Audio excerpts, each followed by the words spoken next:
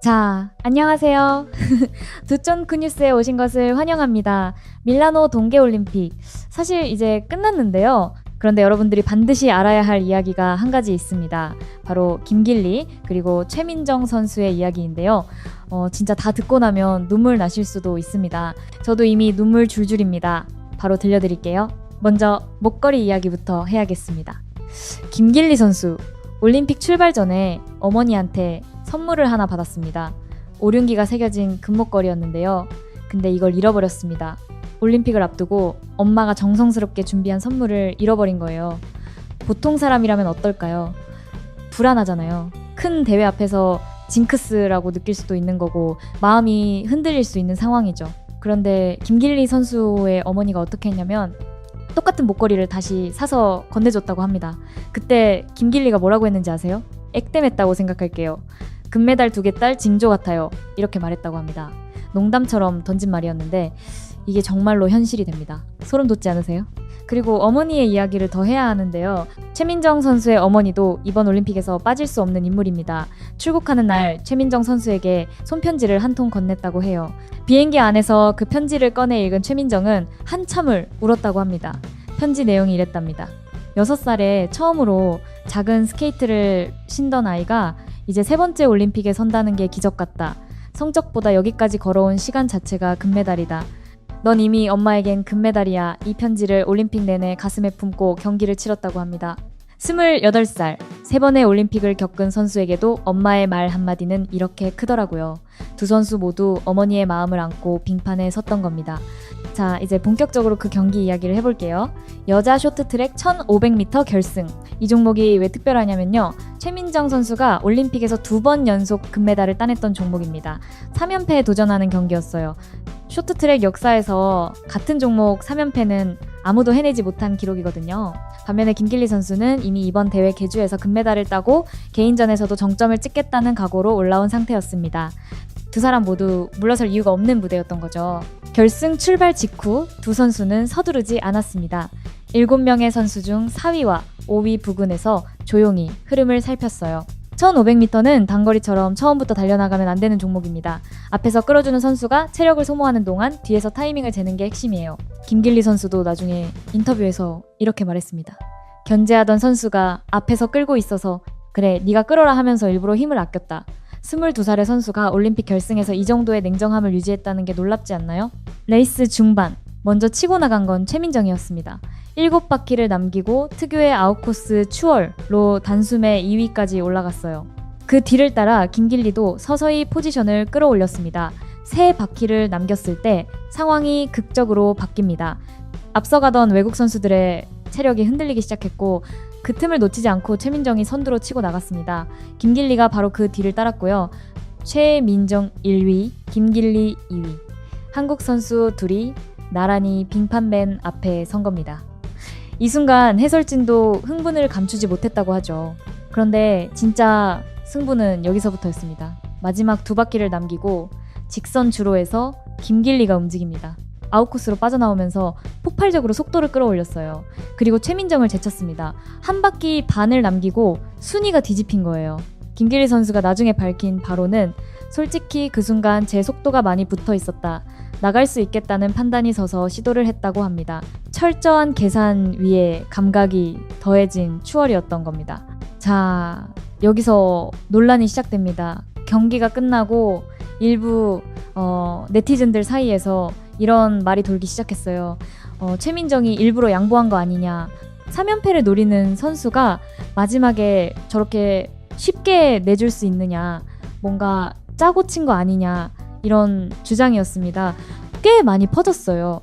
하지만 이건 두 선수 모두에게 신뢰가 되는 이야기입니다.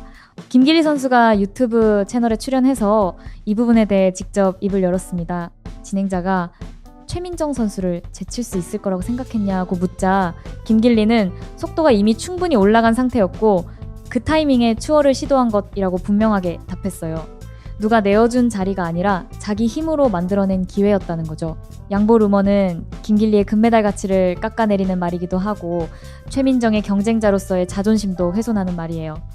둘 다 전력을 다한 승부였습니다.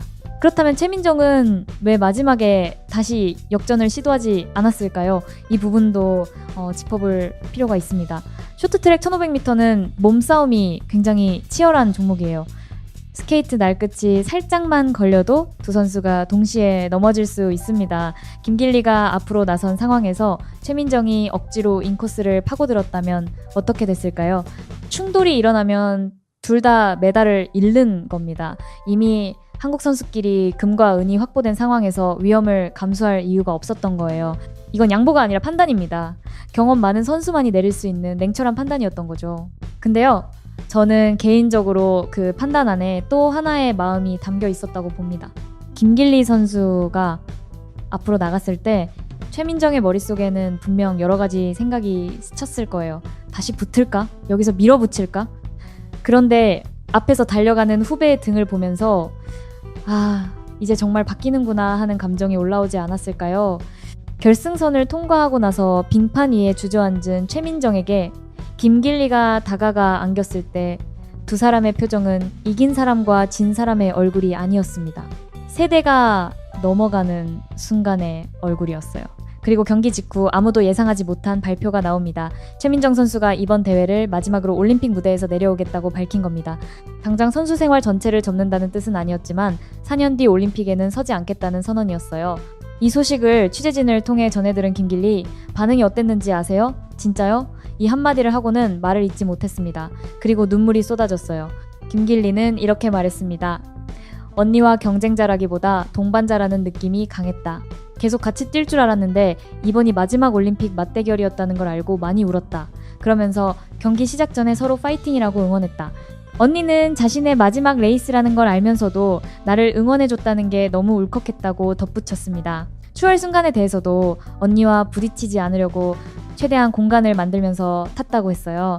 금메달을 따고도 언니가 우리나라 최고의 선수라고 반복해서 말하는 모습이 참 인상적이었습니다. 최민정과 김길리만의 이야기가 아닙니다. 이번 대회에서 잊을 수 없는 장면이 또 하나 있었는데요. 3000m 계주 금메달을 딴 이후 기자회견에서 심석희 선수가 마이크를 잡았습니다. 아시는 분들은 아시죠?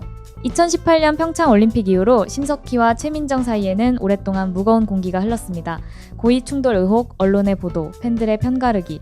두 사람 사이의 관계는 쉽게 풀리지 않을 것처럼 보였어요. 그런데 이번 계주에서 최민정이 1번 주자, 심석희가 마지막 4번 주자를 맡아 함께 금메달을 만들었습니다. 경기 후 심석희가 뭐라고 했냐면요. 개인전 준비하느라 바빴을 텐데 계주까지 신경 써줘서 고마웠다. 주장으로서 부담도 크고 불편한 점도 많았을 텐데 묵묵히 해줘서 감사하다.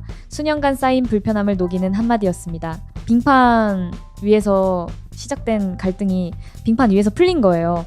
이번 대회가 김길리에게도 순탄하기만 한 건 아니었습니다. 대회 초반 빙질 상태가 좋지 않아 고생했다고 해요. 특히 혼성 계주 이후에는 두려움이 컸다고 합니다. 컨디션이 흔들리고 얼음 상태에 적응이 안 되니까 자신감도 흔들렸던 거죠. 그때 동료 선수들이 계속 다독여줬고 장비 관리를 맡은 코치가 스케이트 날을 빙질에 맞게 세심하게 조율해줬다고 합니다. 혼자서 이뤄낸 이관왕이 아니라 주변 사람들의 손길이 모여 만들어진 결과였던 거예요. 김길리는 모든 것이 딱 맞아떨어진 대회였다. 평생 잊지 못할 것 같다고 말하며 감정을 숨기지 않았습니다. 최민정 선수는 이번 은메달까지 합산해서 올림픽 통산 7개의 메달을 기록했습니다. 동계와 하계를 통틀어 한국 선수 역대 최다 메달이에요. 그런데 본인은 기록이 실감이 안 난다며 담담하게 웃었다고 합니다. 화려한 기록 뒤에 숨겨진 시간을 생각하면 그 겸손함이 더 무겁게 느껴지더라고요. 올림픽을 3번이나 치르면서 부상도 논란도 슬럼프도 다 겪은 선수입니다. 그러면서도 끝까지 빙판 위에 섰다는 것 자체가 대단한 일이죠. 그리고 최민정은 이번 대회 폐회식에서 대한민국 선수단 기수로 선정됐습니다. 태극기를 들고 입장하는 모습 상상이 되시나요? 3번의 올림픽, 7개의 메달, 셀 수 없는 논란과 위기를 지나 여기까지 온 사람이 마지막으로 국기를 들고 걸어나가는 장면. 그 안에 얼마나 많은 이야기가 압축돼 있는지 모릅니다. 최민정은 이렇게 말했습니다. 이번 시즌 준비하면서 몸도 마음도 많이 힘들었다. 하지만 경기 시작부터 끝까지 마지막 올림픽이라는 마음으로 뛰었다. 겉으로는 평소처럼 보였지만 안으로는 이미 마지막을 준비하고 있었던 거예요. 빙판 위에서 마지막 곡선을 도는 느낌이 어땠을까요? 아마 본인만이 알겠죠. 김길리 선수는 귀국 후 짧은 휴식만 갖고 바로 훈련에 복귀한다고 합니다. 3주 뒤에 세계선수권이 있거든요. 22살 올림픽 이관왕을 달성하고도 쉴 틈 없이 다시 빙판으로 향하는 겁니다. 최민정이 남긴 자리는 분명 크지만 김길리는 이미 그 자리를 채울 준비가 되어 있는 것 같습니다. 민정 언니처럼 훌륭한 선수가 되고 싶다는 김길리의 말, 이 한마디에 모든 게 담겨 있다고 생각합니다. 전희경을 보고 꿈을 키운 소녀가 최민정이 되었고 최민정을 보고 자란 소녀가 김길리가 되었습니다. 그리고 지금 이 순간에도 TV 앞에서 두 사람을 바라보며 스케이트를 신어보고 싶다고 말하는 아이가 분명 어딘가에 있을 겁니다.